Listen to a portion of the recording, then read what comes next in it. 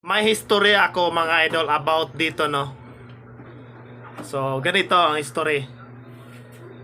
So sabi ng pinsan ko, may trabaho ko, sabi ko wala ako, tambay ako ngayon. So sa panahon na yun mga idol, operator ako, 4 years na ako nag-operate. So ang mga edad ko noon nasa mga 18 o 19. So sabi niya, kung gusto ka, may naghanap ng operator. Sabi ko, ako na lang, bigyan ako ng cellphone number.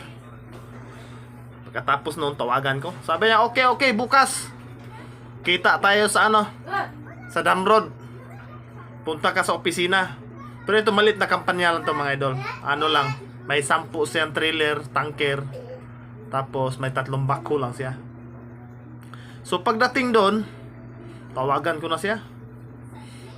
Pagtawag niya, so ito ako boss. Parang ayaw makapaniwala kung ako yon. Tinawagan pa niya ako ulit. So ikaw ba yung yung pinsan ni Oo, ako yun sir. Sabi niya, operator ka ba talaga?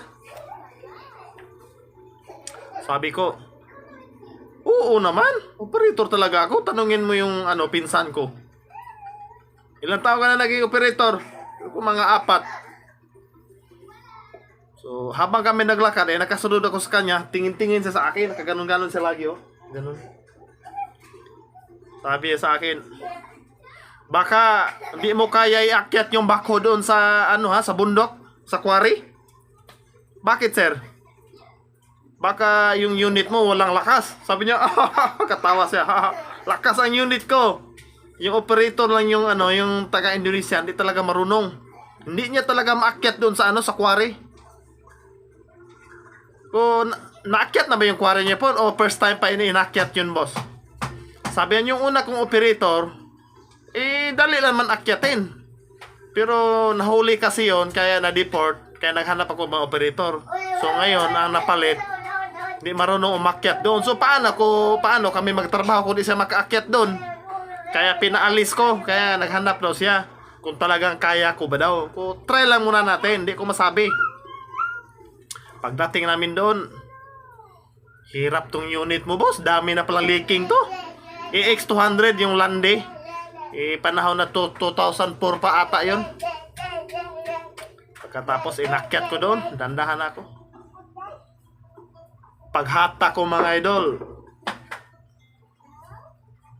bitaw agad. Talusos. Bawa balik. Try ko na naman, ganun pa rin.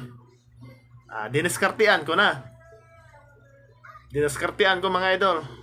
Yung sinabi ko nga pag hatak natin, gano'n natin trackpad. Tapos bitaw, hatak na naman bago natin ituwid, ditso na naman. Tapos bitaw, unat yung arm, gano'n na naman. Maniwala ka idol, kaya-kaya yun akyatin. Palanas nga yun mga idol, yung parang bato-bato, yung parang chokes mga idol. 'Di ba madulas yan? Ayan mga idol. Doon mga idol, para hindi sa paniwala. Doon naman sa Libiling, nahulog ko na yung mga quarry, yung mga bato.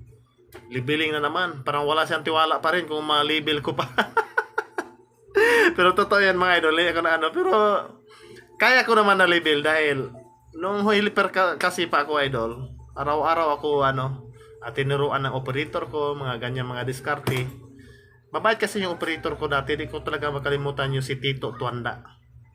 Siya talagang operator ko. Kaya dami ako natutunan sa mga salita niya. Kaya nga, nung na-operator ako, hindi na ako nahirapan. So yun lang mga idol, medyo taas na yung video natin.